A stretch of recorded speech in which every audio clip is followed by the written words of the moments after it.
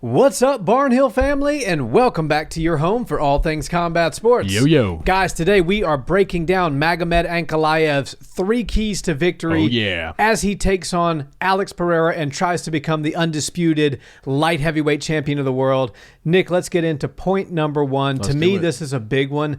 Magomed's got a great jab. He needs to use it really well. So point number 1 key to victory, if you will, use a very crisp and very difficult to time stiff jab to disrupt Alex's movement, and do it from a bladed position where you're not too open in front of the champion to hit you with those body kicks and set you up for that powerful hook that he's got. Yeah, that's a brilliant first key to the victory for Magomed. And the stiff jab is great. It's kind of like the foundation for that Soviet-style boxing. Yeah. Long punches. We're going to use our feet to get inside and out. We're going to use angles, but they're not going to be exaggerated. You're not going to see Magomed cutting 45-degree angles. He's going to cut 10 degrees, and then he's going to try to utilize some of those long strikes. So I do think that the stiff jab is the foundation for everything that's going to set up the offense and the opportunities for Magomed. I think he's got to go in there and put that disruptive timing jab in Alex's face a lot. Now, you can't get overzealous with it. You do have to utilize feints, and you do have to throw it at the appropriate times.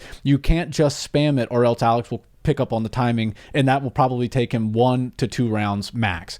So you really have to be disruptive with it, and when you land it, it has to land with power. All that power comes from the feet, and that's why I think he really does need to stick to that Soviet style, because when they're lunging in and out, their timing is very difficult to predict, and when they do lunge in with a punch connected to it, a nice stiff jab can really set his opponent's head back.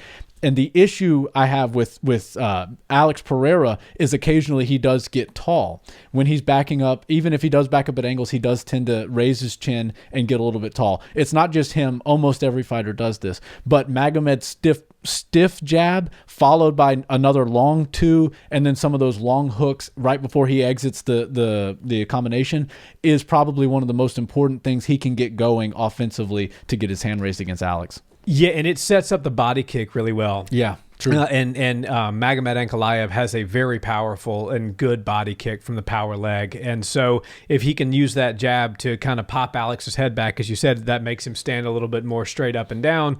The body kick is going to be there. Right. And also that jab, more than doing damage, it's preventing Alex from getting in his rhythm and timing. Right. Not to cut you off, yeah, but that's exactly what it is. You know, it's so good to use as a disruptor, because every time you go to start your combination, if somebody's throwing a stiff jab at your face, you are now having to switch off, maybe take your head off the center line or duck, or you're flinching a little bit because the punch lands a little bit on your face. So that, very important. I'll let you keep going on that, but that's so important. Yeah, totally. It's super important. And the jab, to me, is the most important strike in all of kickboxing, boxing, MMA, whatever you're talking about. The jab sets everything else up. Everything comes from the jab. So if you've got a really good one and you use it well, it's very difficult for your opponents. Right. When we did the flip side of this video, right, when we talked about Alex Pereira's keys to victory, which we will link down below so those watching this can watch that one as well.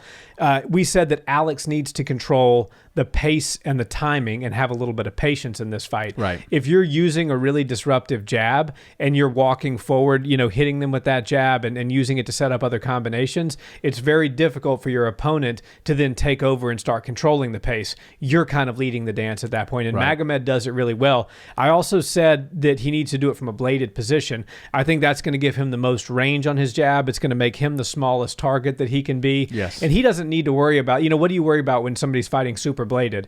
They're easy for the takedown. Right. Alex is not going for a takedown in this fight. Magomed doesn't need to concern himself with that. If he does, it'll be just to showboat a little bit. That's not going to be Alex's game plan. That's not going to be a takedown and hold him down sort of fight for Alex. No fight that Alex does is that. So I think a good solid jab. Don't be predictable on the timing. Do it from a bladed position. Extend to the fullest extent of fullest extent. I can't talk today. Yeah. Extend to the fullest extent of his range.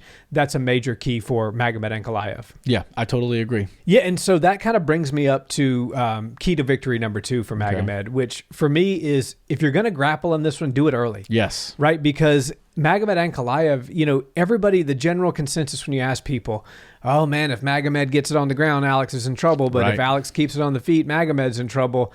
Well, not really. I mean, Actually, if you look at the statistics, the takedown accuracy for Alex is higher than it is for Magomed. Right. Now, I know that that's a very skewed number, Yeah. and Alex almost never shoots for takedowns, but it's just funny to mention. But Magomed is not your Khabib. No. He's not your Charles Oliveira, Brian Ortega. He's not your submission ace. No. He's not even the guy that is looking for spamming doubles and singles on you. He's got good grappling. When it makes sense in the fight, he's a very intelligent fighter. When it makes sense, he goes for it. I think against Alex, he needs to do it early for two reasons. One, obvious, you're not sweaty early in the fight. Right. Easier to get friction, easier to get grip, and easier to get your opponent down. But more importantly than that, I think it sets the tone for the fight. Yes. If Alex is unable to defend one or two takedowns early, you could see him start to get frustrated, and you could see the momentum kind of start to swing in Magomed's favor. So he has to be very calculated with his takedowns too, because that's the other caveat to this key to victory. It could easily go from a key to a detriment. Right, because he's got to be intelligent with the takedown attempts that he does put on Alex, because if Alex starts to defend two or three of them in a row, his confidence is going to shoot through the roof, and then he's going to start unloading, and that might not be where Magomed wants to be. So I think he needs to intelligently grapple and probably do it earlier rather than later. I agree. And this is such an important aspect of this fight is I wouldn't even say that this is a game plan that Magomed Ankalaev needs to follow. I think it's every single future opponent for Alex Pereira. If you feel like you have an advantage on the ground, take him down early. While he's dry, while you're both fresh. Yes, I understand that he's going to be a little bit more exhausted later in the fight, but so are you, and those takedowns become more difficult to find. So I think it's really, really important for Magomed and anybody else that fights Alex. If you think you have a chance at beating him on the ground, get him there early. Not only does it zap his gas tank and give you the best chance to get the submission early on a guy that most people think isn't quite at that UFC black belt MMA grappling level, which I guess he's not, but he's still the world champ. So, he's doing something right. Yeah. But I think that the grappling aspect of this game, of this fight, is so important for Magomed, because if he can steal a couple of these early rounds with just control time, a little bit of ground and pound, he will have Alex Pereira biting on all the feints, because Alex knows, I can't go to the ground for more rounds than this fight. I'm going to have to keep it up. And when that happens, your awareness, it raises everything, all your senses heighten, and you are very, very adamant about not getting taken down. And most of the time when you're thinking about that exclusively, your striking suffers, and then it's inevitable eventually you wind up on the ground because it's all you're thinking about. Or the worst case scenario is, again, we're going to bring this up, the Conor versus Khabib. You're so worried about the takedown that he ends up dropping you. Yeah. So that's an aspect of the game that I think Magomed really needs to employ. I think he needs to show the fans that, yes, I'm going to go out there and do all aspects of MMA. I'm going to grapple this guy. I will strike with him at some point to this fight, but I'm going to show him that this isn't a kickboxing match. This is a MMA fight where we can take it to any aspect or any realm. And I think that is honestly the best way Magomed can utilize the grappling in a positive way, because if he goes out there and shows half-assed takedown attempts and gets him taken down, the confidence for him is going to go away, and the confidence for Alex is going to go up. But if he does get one or two of those takedowns, get him up against the cage, make it ugly in the beginning just to get Alex to the ground, even if you got to chain wrestle and make it look as ugly as you've ever made it, as long as you're exhausting him and making him realize, I can take you down, the confidence level is going to be determined off of that. And I think whoever carries more confidence off of those exchanges will likely have a good chance at winning. Yeah. And guys, before we move to point number 3, we have a major problem. So we looked and we saw that the vast majority of you that watch our videos are actually not subscribed to the channel. Come on, man. Guys, we really do appreciate every single one of you that has hit that subscribe button, hit that like button, ever left us a comment, ever watched one of our videos. And we are on a mission to get to 10,000 subscribers, and we're almost there. With your support, I think we can get there. Thank you so much, and enjoy the rest of the video. Thank you. So, Nick, final key to victory for Magomed Ankalaev, I think it needs to be the blitzes and the combos. Okay. We talked about Alex needing this fight to be at a kickboxing range to where he's just going to really flourish. He's going to attack that calf with his low kick. He's going to throw some body kicks. He's going to work those straights that lead to the hook. All of the things that benefit Alex are going to be available for him at a kickboxing range.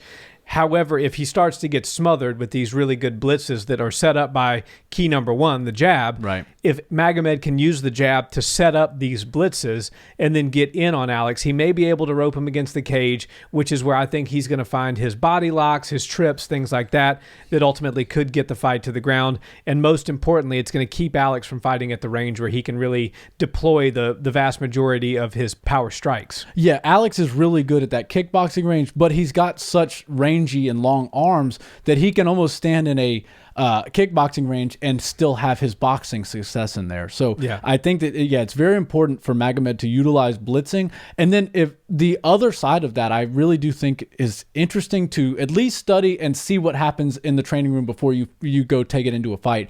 But Merab Dvalishvili versus Sugar Sean was one of those innovative game plans to me, and it stuck out. Merab was obviously looking to take the fight to the ground, but he did it by staying so far away, he forced the striker to come near him. I don't know if Ankalaev is anywhere near the grappler that Georgia's Merab Dvalishvili is. No. But I will tell you, I'm interested in seeing that approach and that game plan utilized more, not just with Merab, but with other fighters. And I think this is a good opportunity. I think if Magomed goes out there and stays so far out of range that it forces Alex to come in, that will increase his chances and his ability to get the fight down when he does use those blitz combinations to push Alex backwards. So that's one of those interesting little, details where we won't know until fight night if it's going to happen. But I do see that as something that could help Magomed get his hand raised if he's able to blitz. But then at certain times during the fight, let's say he's won 2 or 3 exchanges in the first minute and a half of the round. If he coasts for a minute and a half on the far outside and forces Alex to kind of chase him, that can make Alex get frustrated, which could lead to more openings. And I think, the UFC, they put on these major fights and the crowds are such a big part of the atmosphere, of the energy. The Apex during the lockdown times was never quite the same as the energy you feel inside a UFC event. Yeah. And I don't think Magomed or Alex will be swayed by either guy to change their game plan because of the crowd. But I have to assume that Magomed cares less about what the crowd thinks than Alex. And Alex is known as a knockout artist, a highlight reel, the #1 star in our sport right now. I think he wants to go out there and do what he does best. I think Magomed is totally fine with making this a decision fight if he has to get his hand raised that way. But this is one of those situations where whoever controls that pace, just like we were saying in the first video, is going to control the fight, and I think that's who's going to get their hand raised. Yeah, and I think the blitzes are going to be a big part of that. The jab and then that leading to the blitzes. If Magomed can successfully do that, he will control the pace, and if he controls the pace, he's probably going to win the fight. He's probably going to win a decision. If Alex can keep it at a range that he's comfortable with and control the pace, I think he finds a knockout. We did the keys to victory for both. The only thing left to do next week is the actual prediction. Yeah, these were fun, but I can't wait for the predictions. Me either.